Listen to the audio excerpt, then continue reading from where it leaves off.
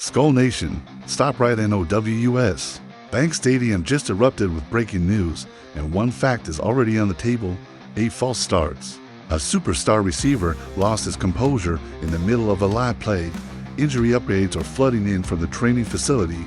The offensive coordinator just admitted he's personally embarrassed, and a second-year quarterback might be showing early warning signs that could reshape Minnesota's entire future. Each shot could redefine this season, starting now. Insiders warned us last night, and here's the first payoff. Those 8 false start penalties, they happened in a single game, costing the Vikings critical scoring opportunities and exposing a discipline crisis that Kevin O'Connell is scrambling to fix before Sunday.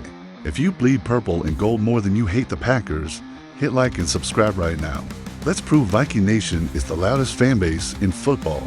We start with the meltdown that has Justin Jefferson, one of the most composed players in the league, crossing a line he's never crossed before. Stay locked to the end.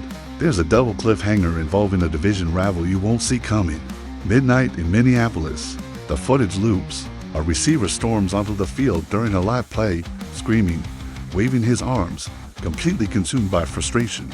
This isn't a random practice squad player having a bad day. This is a superstar, a leader, someone who's been the calm in the storm for years. What pushed him over the edge? The name: Justin Jefferson. And here's why this moment matters more than you think.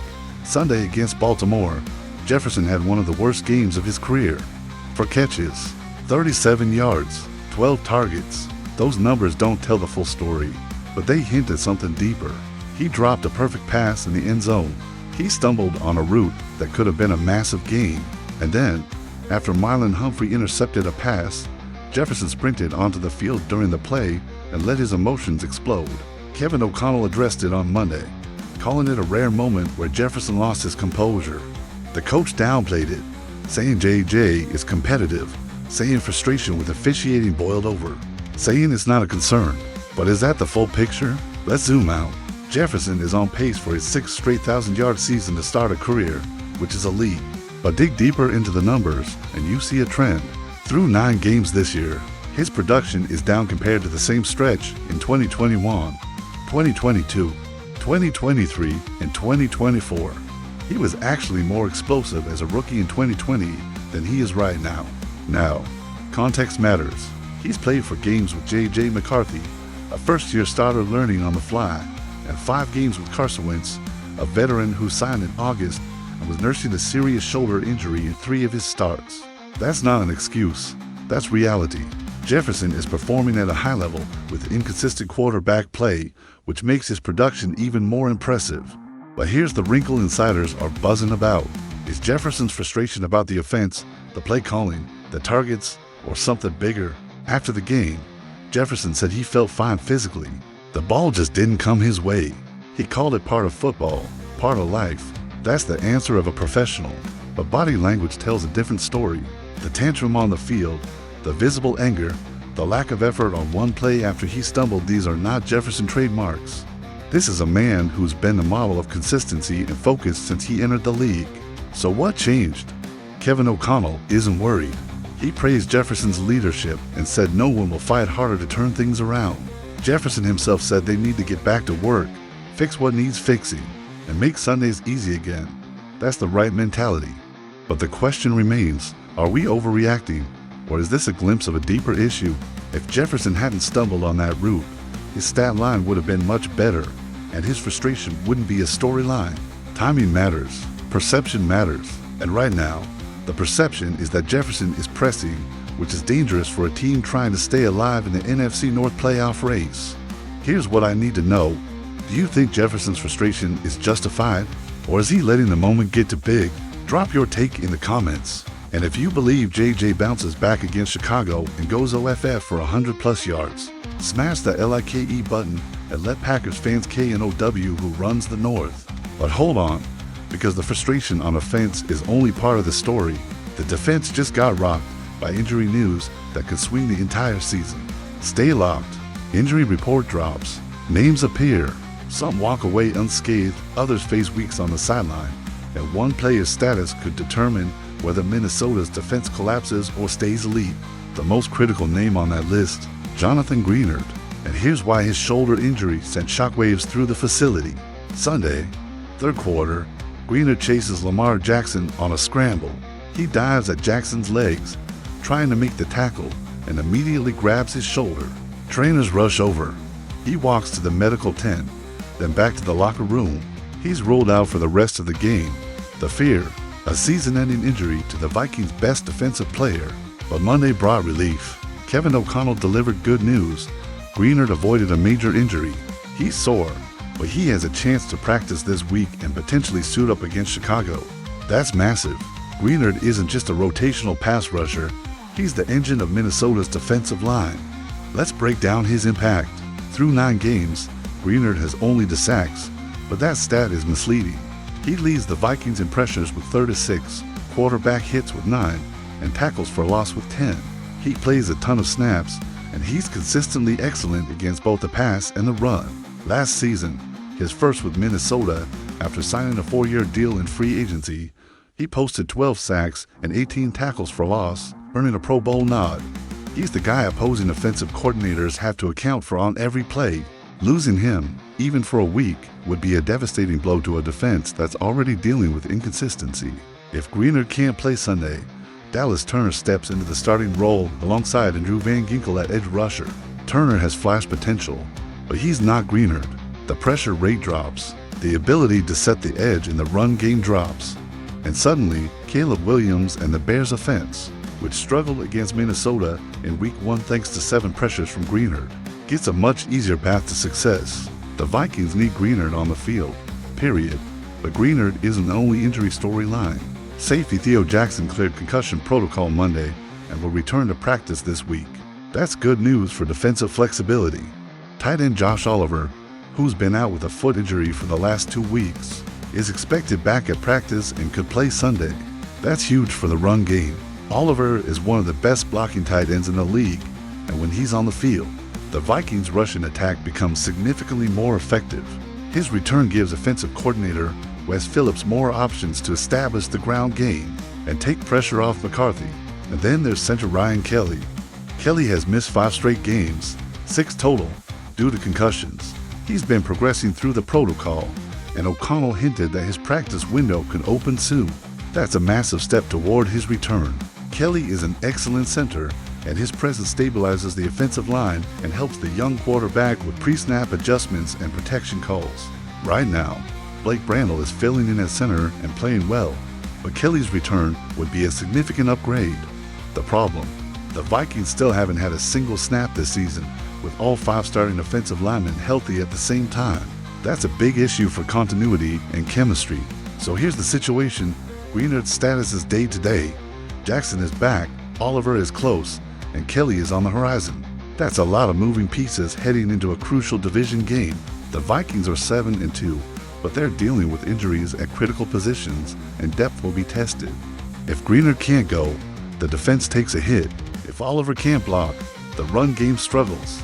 And if Kelly isn't back soon, the offensive line continues to shuffle pieces without ever finding full stability. Here's my question for Viking Nation. Which injury return would have the biggest impact on Sunday, Greenard, Oliver, or Kelly? Drop your answer below. And if you believe this team can survive the injury gauntlet and still win the North, hit that LIKE button and prove it. But before you celebrate, there's a penalty problem that has the coaching staff embarrassed and scrambling for answers. Stay with me. 8 false starts, 1 game, complete chaos.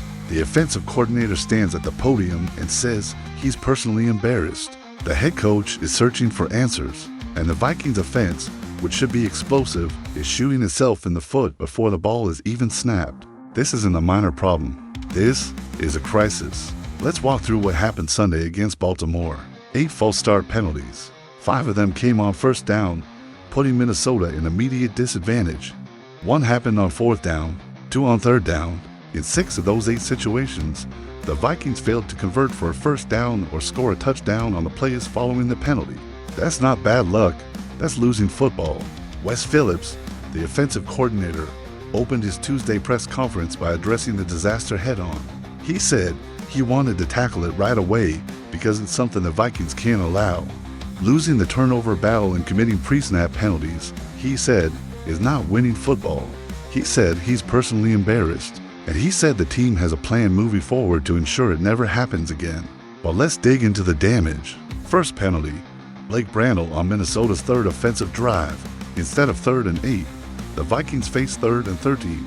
They failed to convert and kicked a field goal. Second penalty, Brian O'Neill on first down in the second quarter, created 1st and 15. The plays later, on 3rd and 6, McCarthy threw a deep pass that was intercepted. Third penalty, Ben Yurosek on first down in the third quarter, with the Vikings trailing 19-10. 1st and 15 became 4th and 2, and Minnesota couldn't convert. Fourth penalty, Christian Darrisaw late in the third quarter in Baltimore territory. 1st and 15 at the 25-yard line. 3 incomplete passes followed, forcing a field goal. Fifth penalty, Justin Jefferson in the fourth quarter, trailing 27-13. 1st and 15. His penalty was negated by a defensive pass interference call on the next play. Sixth penalty, JJ McCarthy with under 6 minutes left, trailing by 2 scores. 1st and 15. Seventh penalty, Brian O'Neill on 4th and 5 from the Baltimore 5-yard line with 3:28 remaining. 4th and goal from the 10. McCarthy somehow completed a touchdown pass to Yalen Naylor. 8th penalty, Brian O'Neill again with 4 to 7 seconds left, trailing 27-19. 3rd and 6 became 3rd and 11. Vikings lost possession of plays later. Each penalty tells a story, but the collective impact is undeniable. The Vikings lost a winnable game because they couldn't stay disciplined before the snap. Phillips said every penalty has its own backstory, but regardless of where it comes from or what's causing it, the coaching staff has implemented measures they believe will help moving forward. He didn't get into specifics, but he expressed confidence in the group of players they have. The question is, will the plan work? False starts are mental errors. They're about focus, communication, and rhythm. When you have 8 in a single game, that's a systemic issue. Is the snap count inconsistent? Are players guessing? Is the crowd noise throwing them off at home? That last point is critical. This happened at U.S. Bank Stadium, where the Vikings control the environment and crowd noise shouldn't be a factor. So what's the excuse? There isn't one. This is on the players and the coaching staff to fix, and they have for days to do it before Chicago arrives. Here's the reality. The Vikings are 7-2, but they're not playing like a top-tier team right now. The offense is sloppy, the penalties are mounting, and the discipline that separates playoff teams from pretenders is missing. If Minnesota commits 8 false starts against the Bears, they will lose. Caleb Williams and Chicago's defense will capitalize on every mistake, and the Vikings' playoff hopes will take a massive hit. Kevin O'Connell and Wes Phillips know this. The players know this. The question is, can they execute the plan? So here's what I need from you. Do you trust the Vikings to clean up the penalties, or are you worried this is a deeper issue that won't be solved in 1 week? Comment below. And if you believe Minnesota bounces back and dominates Chicago on Sunday, smash that like and let the NFC North know who's in control. But wait, because the penalty disaster isn't even the scariest problem facing this team. There's a quarterback question that could unravel everything. Let's go there now. Whispers in the building. Analysts digging through film. A national media member publishes a piece that makes every Vikings fan's stomach drop. The question nobody wanted to ask out loud is now front and center. Does Minnesota have a problem with JJ McCarthy? The sample size is small. That's the first thing you need to understand. JJ McCarthy has only started a handful of games, and nothing he's done so far is set in stone. His career can still shift in a positive direction, but there are early warning signs, and ignoring them would be foolish. Ben Solik from ESPN published an analysis on Tuesday that should make every Vikings fan pause. He wrote that McCarthy simply hasn't played enough football. The performance so far is concerning high sack rate, high interception rate, and a long time to pass are all indicators of a young quarterback overwhelmed by the speed of the NFL. Of the 6 quarterbacks selected in the first round of the 2024 draft, none have had a stretch as statistically poor or as visibly worrying as McCarthy's 2025 season. But, Solik adds, let's pump the brakes on McCarthy for now. Here's the brutal context. McCarthy was the 12th overall pick, but he was already the 6th quarterback taken. Ahead of him were Caleb Williams, Jaden Daniels, Drake May, Michael Penix Jr., and Bo Nix. Williams, Daniels, and May formed an elite tier at the top of that draft class. They were anchors for quarterback-needy teams, franchise-altering talents that justified high draft capital. But McCarthy, Penix, and Nix, they were part of a second tier that got pulled up in the draft because teams were desperate to find their guy and couldn't trade into the top three. Solich argues that the immense talent shared by Williams, Daniels, and May-anchored quarterback-needy teams in the 2024 draft who desperately wanted a piece of the action but couldn't negotiate their way to that level. In their frustration, they dealt with it by creating value in quarterback 4, quarterback 5, and quarterback 6 that never existed before. So where does McCarthy fit? Right now, he's closer to Penix and Nix than he is to the top three. And that's a problem for a Vikings team built to win now. McCarthy has shown flashes of brilliance. He's made throws that prove he has NFL-level arm talent and processing speed. But those moments are sandwiched between struggle sacks, turnovers, missed reads, and a tendency to hold the ball too long. The Ravens' game was a microcosm of his season. He threw an interception on a deep ball when he should have checked down. He couldn't connect with Jefferson in critical moments. He took unnecessary sacks because he didn't feel the rush. These are fixable issues, but they're also red flags. The Vikings roster is stacked. The defense has playmakers at every level. The offensive weapons include Jefferson, one of the best receivers in football, Aaron Jones, a dynamic running back when healthy, and Jordan Addison, a rising star on the outside. The offensive line, when healthy, is solid. This team should be competing for the NFC North title and making a deep playoff run. But if the quarterback play doesn't improve, none of that matters. McCarthy's development will determine Minnesota's ceiling, and right now, the ceiling feels lower than anyone expected. Kevin O'Connell has been patient and supportive publicly, but privately, he has to be concerned. The false starts, the interceptions, the lack of rhythm in the passing game, these are all connected to the quarterback position.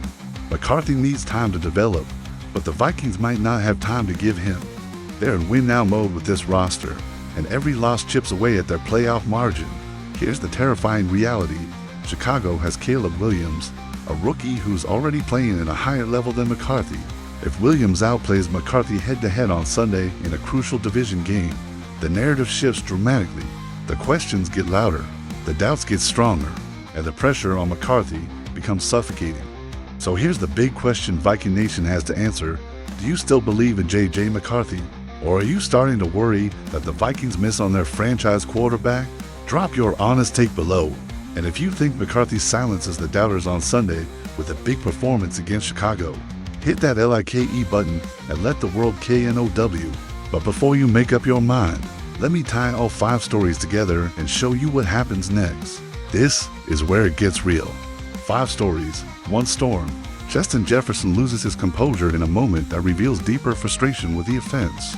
Jonathan Greenard's injury threatens to dismantle the defense's ability to pressure quarterbacks. 8 false start penalties expose a discipline crisis that has the coaching staff personally embarrassed. Ryan Kelly, Theo Jackson, and Josh Oliver inch closer to return, offering hope for stability. And JJ McCarthy shows early warning signs that he might not be the franchise quarterback Minnesota hoped for. Together, these stories paint a picture of a team at a crossroads. The Vikings are 7-2, but they're not playing like a title contender. They're surviving, not dominating. And survival won't be enough to win the NFC North or make noise in the playoffs. Let's break down what this really means. If the Vikings clean up the penalties, get healthy on both sides of the ball, and McCarthy takes a developmental leap, they're dangerous. This roster is too talented to waste. The defense, when healthy, can match up with anyone. The offensive weapons are elite.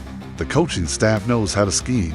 But if the penalties continue, if Greenard misses time, if McCarthy doesn't improve, the season unravels. Green Bay is lurking. Detroit is for real. Chicago is improving. The North is wide open, and Minnesota's margin for error is shrinking every week. Here's the path forward. Sunday against Chicago is a measuring stick game. The Vikings need to win to stay in control of the division race. They need Jefferson to respond with a massive performance. They need Greenard on the field wreaking havoc. They need 0 false starts and disciplined football. And they need McCarthy to outplay Caleb Williams, or at least play well enough to not lose the game. If all of that happens, Minnesota takes a huge step toward securing a playoff spot and silencing the doubters. If it doesn't, the narrative shifts, and the Vikings become a team that had potential but couldn't execute when it mattered. Now here's what I need from Viking Nation. 1. Smash that like if you believe the Vikings just woke up and are about to go on a run through the NFC North. TWO. Drop a comment with your boldest prediction for Sunday. Will McCarthy throw for 3 touchdowns? Will Jefferson go off for 150 yards? Or will the defense hold Chicago under 10 points? 3. Subscribe, because every single subscriber makes Packers fans furious. And we're about to take over the entire division. Your support fuels this channel, and I promise you won't miss a single update as this season unfolds. But listen closely, because here's the edge of the cliff. One decision is still pending. Jonathan Greenard's status for Sunday won't be confirmed until Friday's injury report. And if he can't go, Dallas Turner steps into a starting role against the Bears' offensive line that's been improving every week. That's a massive swing in Minnesota's defensive game plan. Can Turner replicate Greenard's impact? Or will Chicago exploit the absence and give Caleb Williams time to carve up the secondary? And on top of that, there's a rumor circulating around the NFC North. The Packers just made a roster move that clears cap space, and insiders are whispering that they're targeting a defensive free agent who could shift the balance of power in the division. If Green Bay lands this player, they become even more dangerous down the stretch, and Minnesota's path to the playoffs gets harder. That story drops in the next video. You do not want to miss it. SKOL Nation, the battle is here. The division is ours to take, but we have to earn it. Jefferson needs to dominate. Greenard needs to be healthy. The penalties need to stop, and McCarthy needs to prove he's the guy. Hit subscribe, stay locked, and let's make the NFC North bleed purple. We ride together. See you in the next war.